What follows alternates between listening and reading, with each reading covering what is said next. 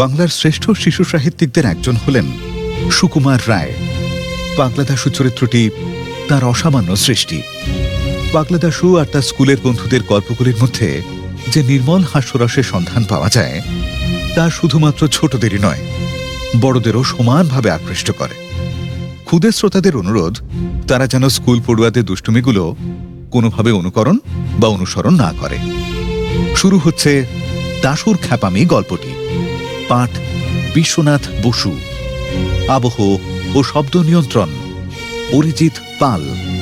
পরিচালনা সৌভিক সাহা। দাশুর খ্যাপামি। স্কুলের ছুটির দিন। স্কুলের পরেই ছাত্র সমিতির অধিবেশন হবে।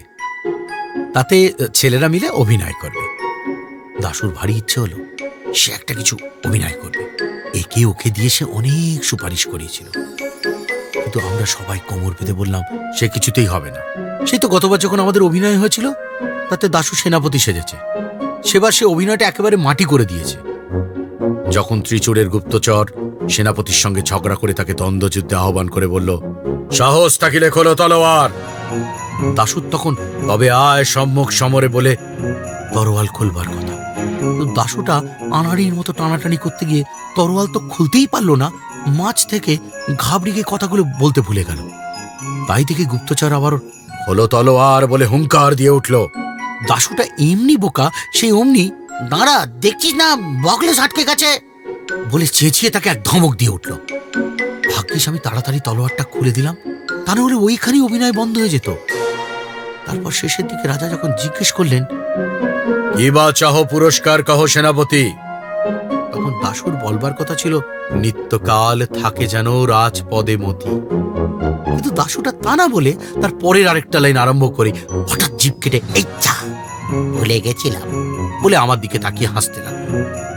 আমি কট মট করে তাকাতে সে তাড়াতাড়ি নিজেকে সামলে নিয়ে ঠিক লাইনটা আরম্ভ করল। তাই এবারে তার নাম হতেই আমরা জোর করে বলে উঠলাম, না সে কিছুতেই হবে না। বিশু বলল, দাশু অ্যাক্টিং করবে, তাহলেই চিত্তির। ট্যাপা বলল, তার চাইতে ভুলু মালিকা ডেকে আনলেই হয়। দাশু বেচারা প্রথমে খুব মিনতি করলো, তারপর চটে উঠল, তারপর কেমন যেন মুষড়ে গিয়ে মুখ হাঁড়ি করে বসে রইল। যে কদিন আমাদের তালিম চলছিল, দাশু রোজ এসে চুপটি করে হলের এক কোনায় বসে বসে আমাদের অভিনয় শুনত। ছুটির কয়েকদিন আগে থেকে দেখি 4th ক্লাসের ছাত্র গনসার সঙ্গে দাশুর ভারী ভাব হয়েছে। গনসা ছেলে মানুষ, কিন্তু সে চমৎকার আবৃত্তি করতে পারে, তাই তাকে দেবদূতের পাঠ দেওয়া হয়েছে। দাশু রোজ তাকে নানা রকম খাবার এনে খাওয়ায়, রঙিন পেন্সিল আর ছবির বই এনে দেয়, আর বলে যে ছুটির দিন তাকে একটা ফুটবল কিনে দেবে। হঠাৎ গনসার উপর দাশুর এতখানি টান হবার কোনো কারণ আমরা বুঝতে পারলাম না। কেবল দেখতে পেলাম গনসাটা খেলনা আর খাবার পেয়ে বলে দাশুদার একজন পরম ভক্ত হয়ে উঠতে লাগলো। ছুটির দিনে আমরা যখন অভিনয়ের জন্য প্রস্তুত হচ্ছি, তখন আসল ব্যাপারটা বুঝতে পারা গেল। 2:30 বাজতে না বাজতে দেখা গেল দাশু ভায়া সাজঘরে ঢুকে পোশাক পরতে আরম্ভ করেছে। আমরা জিজ্ঞাসা করলাম, কিরে তুই এখানে কি করছিস? দাশু বলল, বাহ, পোশাক পরবো না। আমি বললাম, পোশাক পরবি কি রে, তুই তো আর অ্যাক্টিং করবি না। দাশু বলল, বাহ, খুব তো খবর রাখো, আজকে দেবদূত সাজবে কে জানো না? শুনে হঠাৎ আমাদের মনে কেমন একটা খটকা লাগলো। আমি বললাম, কেন, গনসার কি হলো? দাশু বলল, কি হয়েছে তা গনসাকে জিজ্ঞেস করলেই পারো। তখন চেয়ে দেখি সবাই এসেছে, কেবল গনসাই আসেনি। অমনি ধুচুনি, বিশু আর আমি ছুটে বেরোলাম গনসার খোঁজে। সারাটি স্কুল খুঁজে শেষটায় টিফিন ঘরের পিছনে হতভাগাকে খুঁজে পাওয়া গেল। সে আমাদের দেখেই পালাবার চেষ্টা করছিল, কিন্তু আমরা তাকে চটপট গ্রেপ্তার করে টেনে নিয়ে চললাম। গনসা কাঁদতে লাগলো, না আমি আর অ্যাক্টিং করবো না, তাহলে দাশুদা আমায় ফুটবল দেবে না। আমরা তবু তাকে হিচড়ে টেনে নিয়ে যাচ্ছি, এমন সময় অঙ্কের মাস্টার হরিবাবু সেখানে এসে উপস্থিত। তিনি আমাদের দেখেই ভয়ঙ্কর চোখ লাল করে ধমক দিয়ে উঠলেন, তিনটে ধরি ছেলে মিলে ওই কচি ছেলেটার পিছনে লেগেছিস, তোদের লজ্জাও করে না? বলেই আমাকে বিশুকে এক একটি চড় মেরে আর রমাপদর কান মুলে দিয়ে হনন করে চলে গেলেন। এই সুযোগে গণেশচন্দ্র আমাদের হাত ছাড়িয়ে আবার চম্পট দিল। আমরাও অপমানটা হজম করে ফিরে এলাম। এসে দেখি দাশুর সঙ্গে রাখালের মহা ঝগড়া লেগে গেছে। রাখাল বলছে, তোকে আজ কিছুতেই দেবদূত সাজতে দেওয়া হবে না। দাশু বলছে, বেশ তো, তাহলে আর কেউ দেবদূত সাজুক, আমি রাজা কিংবা মন্ত্রী সাজি। 5-6টা পাঠ আমার মুখস্থ হয়ে আছে। এমন সময় আমরা এসে খবর দিলাম যে কংসাকে কিছুতেই রাজি করানো গেল না। তখন অনেক তর্ক বিতর্ক আর ঝগড়াঝাটির পর স্থির হলো যে দাশুকে আর ঘাঁটিয়ে দরকার নেই, তাকেই দেবদূত সাজতে দেওয়া হোক। শুনে দাশু খুব খুশি হলো আর আমাদের শাসিয়ে রাখলো যে আবার যদি তোরা কেউ গোলমাল করিস তাহলে কিন্তু গতবারের মতো সব ভুলভাল করে দেব। তারপর অভিনয় আরম্ভ হলো।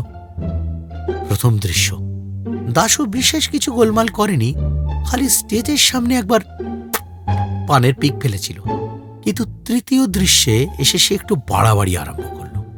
এক জায়গায় তার খালি বলবার কথা ছিল, দেবতা বিমুখ হলে মানুষ কি পারে, কিন্তু সেই কথাটুকুর আগে কোত্থেকে আরো 4-5টা লাইন জুড়ে দিল।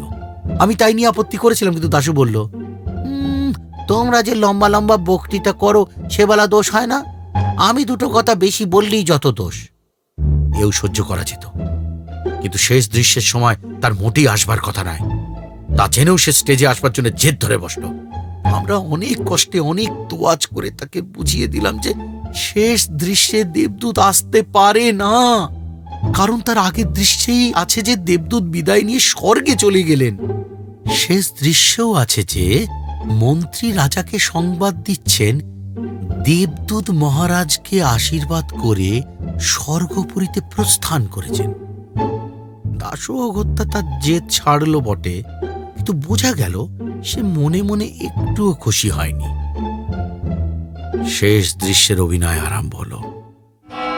প্রথম খানিকটা অভিনয়ের পর মন্ত্রী এসে সবাই হাজির হলেন। এই কথা সে কথার পর তিনি রাজাকে সংবাদ দিলেন, বারবার মহারাজে আশীষ করিয়া দেবদূত গেল চলি স্বর্গ অভিমুখে। বলতে হঠাৎ কোত্থেকে আবার সে এসেছে ফিরিয়া বলে একগাল হাসতে হাসতে দাশু একেবারে সামনে এসে উপস্থিত।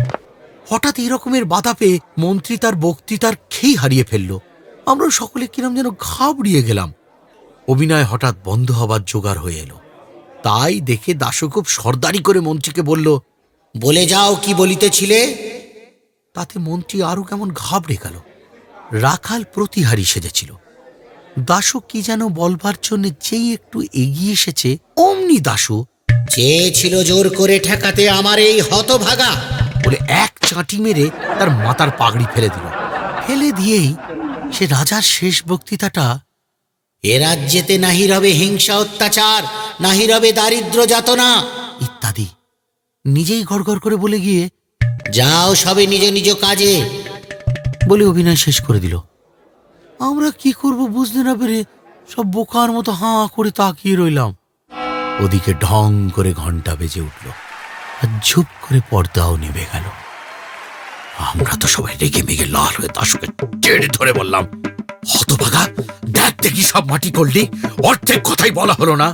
দাশু বলল, বাহ, তোমরা কেউ কিছু বলছো না দেখেই তো আমি তাড়াতাড়ি যা মনে ছিল সেইগুলো বলে দিলাম, তা না হলে তো আরো সব মাটি হয়ে যেত। আমি বললাম, তুই কেন মাঝখানে এসে গোল বাঁধিয়ে দিলি? তাই তো সব ঘুলিয়ে গেল। দাশু বলল, রাখাল কেন বলেছিল যে আমায় জোর করে আটকে রাখবে? তাছাড়া তোমরা কেন আমায় গোড়া থেকে নিতে চাচ্ছিলে না আর ঠাট্টা করছিলে? আর রামপদ কেন বারবার আমার দিকে কটমট করে তাকাচ্ছিল? রামপদ বলল, ওকে ওকে ধরে ঘাট উঁচা লাগিয়ে দে তো। দাশু বলল, লাগাও না, দেখবে এক্ষুনি চেঁচিয়ে সকলকে হাজির করি কিনা। শুনলেন সুকুমার রায়ের দাশুর খ্যাপামি গল্পটি। এমন আরো অনেক গল্পের জন্য সঙ্গে থাকুন ক্লিক অ্যাপের।